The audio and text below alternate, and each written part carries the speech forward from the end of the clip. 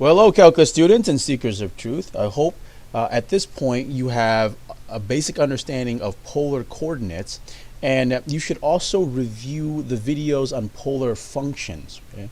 So I'll post a link to that in the description, and also if you're looking at this from my website under the additional resources section. Please look down there, and there will be some links to some videos in pre-calculus where we talk about polar functions. All right, because this video we're going to assume that you already know what polar functions are and how to analyze them, max r distance. How do you actually produce some of these graphs when you're given a a polar equation? Okay, here onward, we are going to focus on the algebraic and the calculus of this. The graphing, please again look at the description for the link to the review of the older videos or under the additional resources section. All right, so without further ado, let's talk about general formulas for polar to rectangular. Okay, so if I have an equation in terms of r and theta, remember that I'm sorry, not review, but look at a picture. Right, so if I have a point up here and I've gone out a distance of r and I've rotated amount theta, then we know that to calculate x and y, we just use the reference triangle.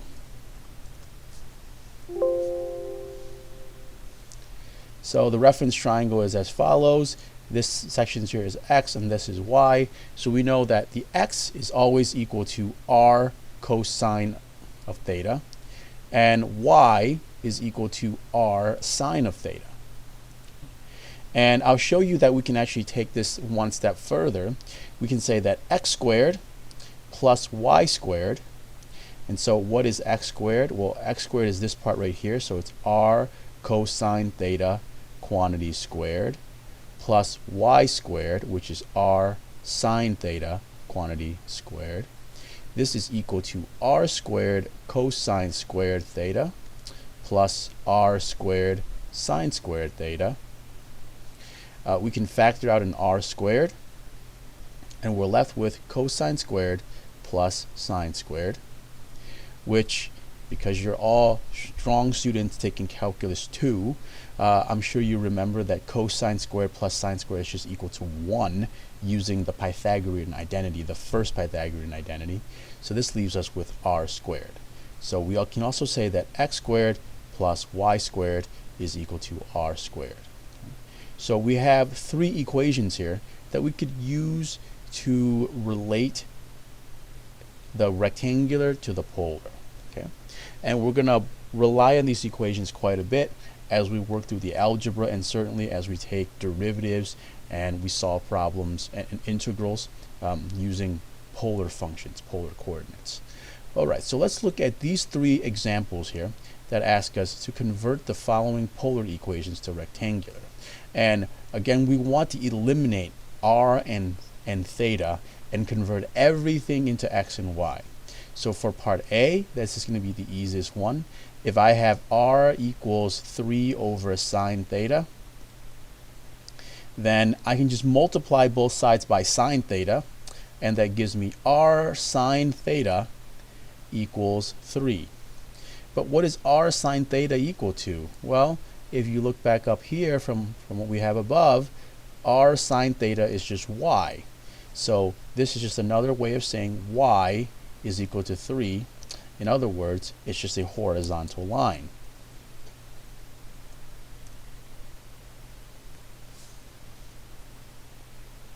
So if you graph this on your calculators, you'll just see a horizontal line. Okay, let's look at B. B is a little bit more challenging. B is r equals 3 cosine theta. Now we run into this problem where if we try to get cosine and r together, we end up with r over cosine theta, which doesn't let us convert to anything, which doesn't let us use any of these three equations. Okay, so we're going to use a slightly different method here. In this case, we're going to multiply both sides by r. So multiply the left by r, multiply the right by r. Okay? So on the left side, we're going to get r squared, and on the right side, we're going to get r, or 3r cosine theta.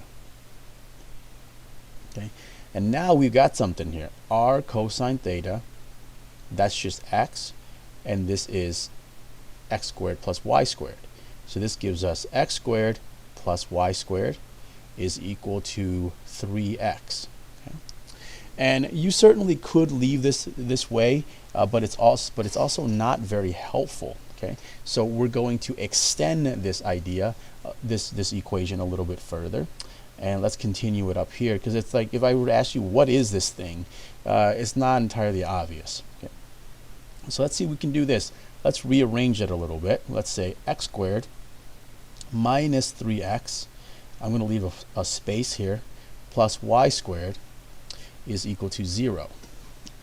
And then I'm going to use an familiar, old-fashioned trick known as completing the square. I'm going to add 1/2 of this number squared, negative 3 over 2 quantity squared, and I'm going to add the same thing to the other side. So now I get 9/4 on the right side, and on the left side I still get this y squared. That's not a problem, but now I can actually factor this into x minus 3/2 quantity squared plus y squared. Okay, so why do I do that? Well, it's the same thing as before, but it just helps me to recognize what the equation, what the graph is going to be. Okay, so this is a circle, right, with a center at 3/2, 0, and a radius of 3/2. Okay. So there you go. A couple of quick examples here on how do we convert from polar equations to rectangular. We don't always want to do this. The goal is for you to eventually be able to look at this and realize, oh, it's a circle. But that takes a little bit of practice to really hone that skill. Okay.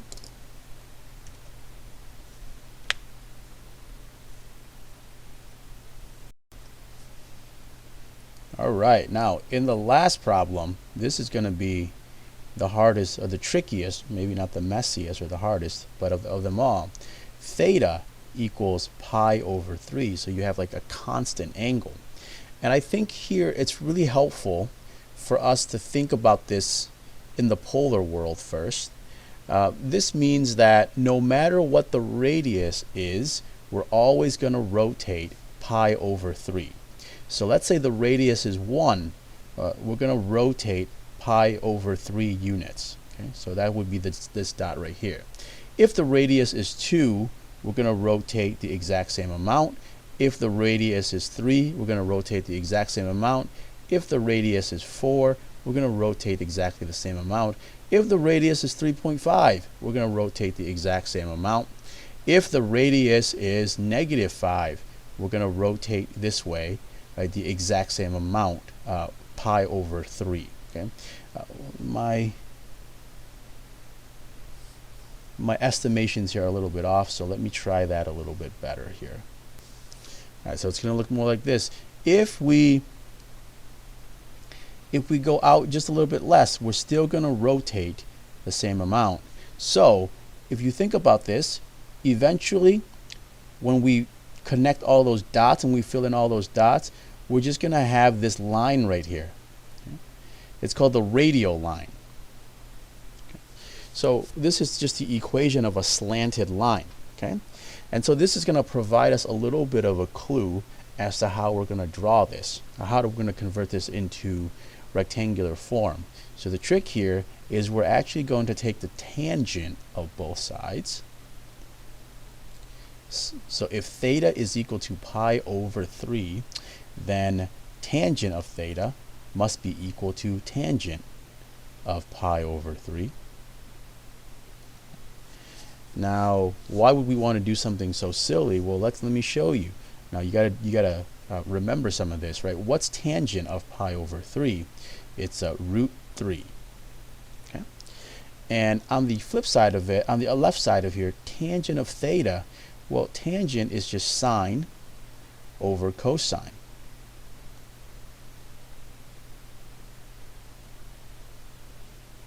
Of theta.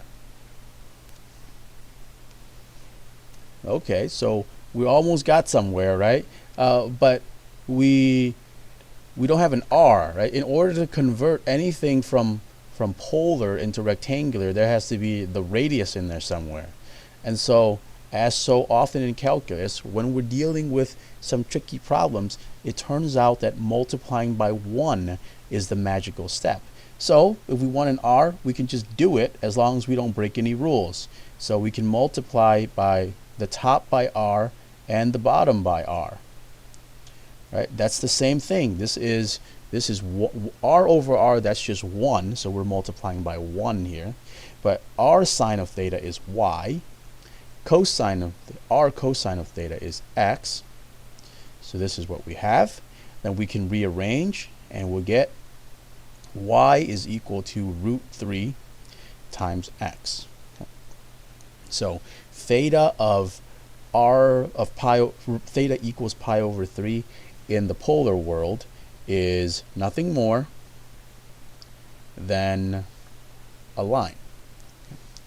So there you go, 3 examples here that show how you can convert something from polar to rectangular. And again, we'll do polar to rectangular once in a while, but the goal is eventually for you to be able to look at some of these equations and just know what this is going to look like, especially as we move on to doing calculus. I hope you notice at this point in the lesson we haven't actually done any calculus yet, so I can't wait for the next video.